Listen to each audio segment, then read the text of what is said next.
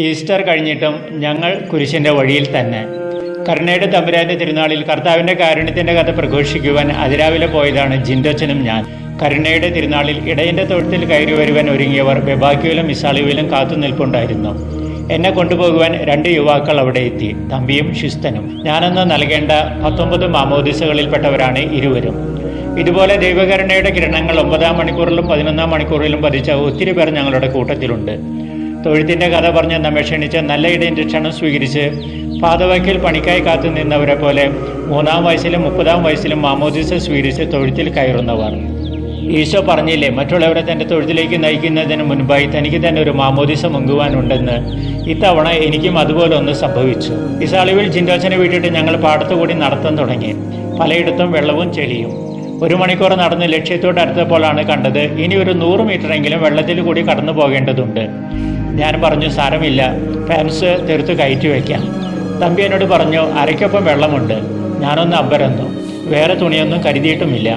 അങ്ങനെ ഉടുത്ത വസ്ത്രത്തിൽ ആദ്യം ഞാൻ തന്നെ ഒരു മാമോദിസ മുങ്ങേണ്ടി വന്നു, മറ്റുള്ളവർക്ക് മാമോദിസ നൽകുവാൻ. ഈറാനായി തന്നെ കുമ്പസാരവും തിരുനാൾ കുർബാനയും മാമോദിസയും ഞങ്ങളന്ന് നടത്തി. തിരുനാളുകൾ അടുത്തു വരുമ്പോൾ പ്രാർത്ഥനയും നൊവേനകളും ഉയരങ്ങളിലെത്തുന്നു. എന്നാൽ ഒരു തിരുനാൾ വരെ കാത്തിരിക്കണമോ ദൈവകരുണയും ദൈവ സാന്നിധ്യവും അനുഭവിക്കുവാൻ? ഒരു അത്ഭുതം തന്നെ വേണമോ കൂടെയുള്ള തമ്പുരാനെ തിരിച്ചറിയുവാൻ?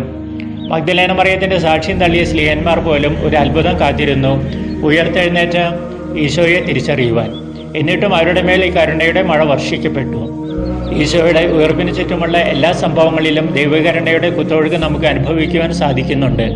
സുഖത്തിലല്ല, വേദനയുടെ നാളുകളിലാണ് ശത്രുക്കളുടെ മേൽ പോലും ഈശോ ധാരാളമായി കരുണ വർഷിച്ചത്. ഈശോയുടെ കരുണ പത്രോസ്ലീഹയെ കാത്തതുപോലെ പൗലോസ്ലീഹയെ വിളിച്ചതുപോലെ നമ്മെയും പൊതിയുന്നുണ്ട്.